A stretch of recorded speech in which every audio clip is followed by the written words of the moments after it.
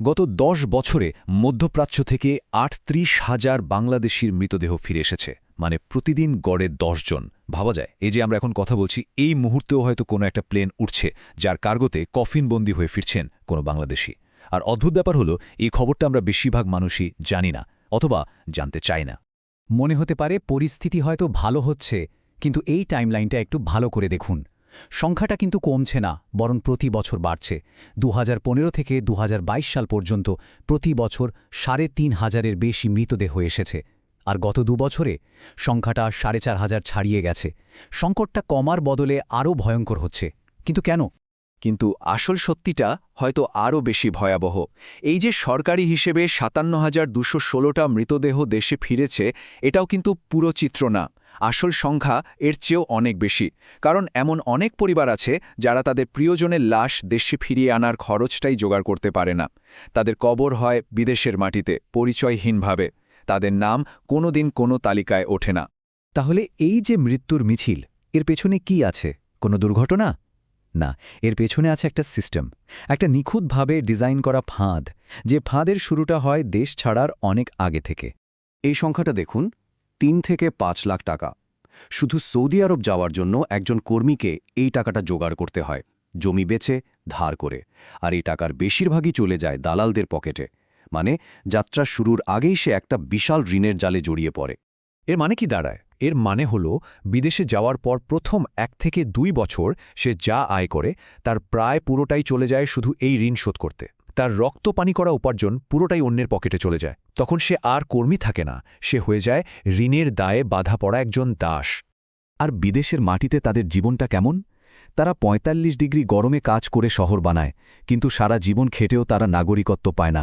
পরিবারকে কাছে রাখার অধিকার তাদের নেই। অবসরের পর কোনো সামাজিক নিরাপত্তাও নেই। এমনকি দেশে ফেরার পরও কোনো স্বীকৃতি নেই। তারা যেন এক অদৃশ্য কর্মী, যাদের শুধু শ্রমটা দরকার, মানুষটাকে না। এখানেই গল্পের সবচেয়ে বড় কন্ট্রাডিকশন বা বৈপরীত্যটা সামনে আসে। একদিকে দেশের অর্থনীতিতে তাদের অবদান, আর অন্যদিকে রাষ্ট্রীয় হিসাবে তাদের জীবনের দাম। এই দুয়ের মধ্যে পার্থক্যটা আকাশ আর পাতালের। এই সংখ্যাটা একবার দেখুন, $২২ বিলিয়ন। প্রতি বছর আমাদের প্রবাসীরা এই পরিমাণ টাকা দেশে পাঠান। তাদের পাঠানো এই রেমিটেন্সই আমাদের অর্থনীতির অক্সিজেন, দেশের রিজার্ভ সচল রাখে। বলা যেতে পারে এরাই দেশের অর্থনীতির আসল চালিকা শক্তি। আর এবার এই সংখ্যাটার দিকে তাকান, মাত্র ৩৫,০০০ টাকা। যখন তাদের মধ্যে কেউ একজন মারা যান, তখন তার পরিবার সরকারের কাছ থেকে এই টাকাটা পায়, লাশ দেশে আনা আর দাফনের খরচ হিসাবে।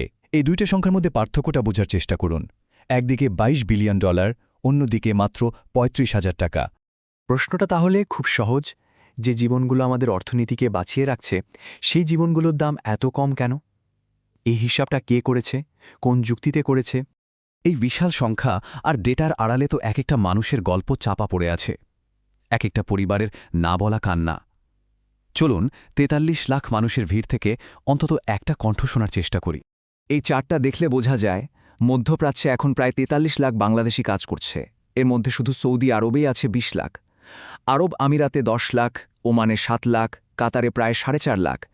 এই প্রত্যেকটা সংখ্যা কিন্তু এক একটা জীবন্ত মানুষ, এক একটা স্বপ্ন। ইনি আহমেদুল্লাহ, কাতারে কাজ করেন। তিনি বলছেন, বাসায় থাকতেও ভয় লাগে, কাজে যেতেও ভয়, রাতে ভয় ঘুম আসে না। এই ভয়টা শুধু কাজের জায়গার না, এই ভয়টা পুরো সিস্টেমের। কিন্তু তাকে কাজে যেতেই হবে, কারণ দেশে তার পরিবার যে টাকার জন্য অপেক্ষা করছে। আর এটা তো শুধু আহমেদুল্লাহর গল্প না, এটা লক্ষ লক্ষ প্রবাসীর না বলা কষ্ট। যে বাবা তার সন্তানের প্রথম হাঁটা দেখতে পায়নি, যে ছেলে তার বাবার শেষ সময় পাশে থাকতে পারেনি। এই মানসিক যন্ত্রণার হিসাব তো কোনো পরিসংখ্যানে আসে না। কিন্তু এই ত্যাগ কি সব দেশেই এতটা মূল্যহীন? উত্তরটা হলো না। চলুন একটা তুলনা দেখি। দুটো দেশ, দুটো ভিন্ন বাস্তবতা। ফিলিপাইনও কিন্তু প্রবাসী নির্ভর দেশ, কিন্তু তারা তাদের প্রবাসীদের বলে নতুন নায়ক বা বাগং বায়ানি। এটা তাদের সরকারি উপাধি। কেউ মারা গেলে তার পরিবার ৫ লাখ পেসো পর্যন্ত ক্ষতিপূরণ পায়।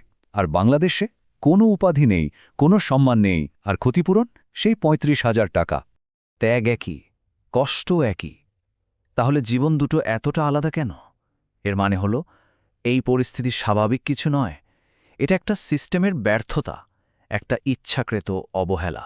আমরা অনেকেই ভাবি দেশে ফিরে এলেই হয়তো সব কষ্টের শেষ, কিন্তু বাস্তবতা হল দেশে ফেরার পর তাদের জন্য আর একটা নতুন ফাঁদ অপেক্ষা করে সংগ্রামটা শুধু অন্য রূপে শুরু হয়।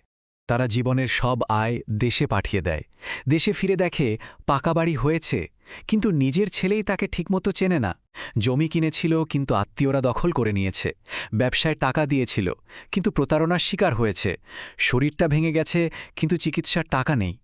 আর সবচেয়ে মর্মান্তিক হল, দেশে ফিরে এই সব কিছু দেখার পর অনেকেই আবার বিদেশ যাওয়ার চেষ্টা করে, কারণ যে দেশের জন্য সে সব কিছু করল সেই নিজের দেশেই তার জন্য কোনো জায়গা থাকে না, আর এই চক্র চলতেই থাকে। বাংলাদেশের প্রায় প্রতিটা ঘরে একজন প্রবাসী আছে, তার পাঠানো টাকাতেই এই দেশটা চলছে। কিন্তু যেদিন তার নিথর দেহটা কফিনে করে ফেরে, সেদিন কি হয়? এই দেশে তার জীবনের চূড়ান্ত মূল্য দাঁড়ায় ৩৫,০০০ টাকা আর পরিবারের কাছে আসা একটা ফোন কল।